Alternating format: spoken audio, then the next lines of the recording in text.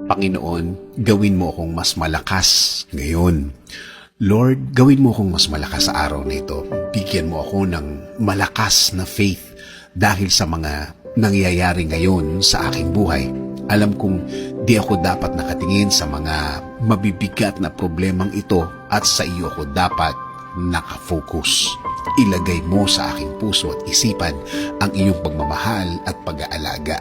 I-remind mo ako palagi na hindi mo ako pababayaan, na hindi mo ako hahayaang malagay sa isang sitwasyon na iiyak ako ng iiyak dahil sa hirap.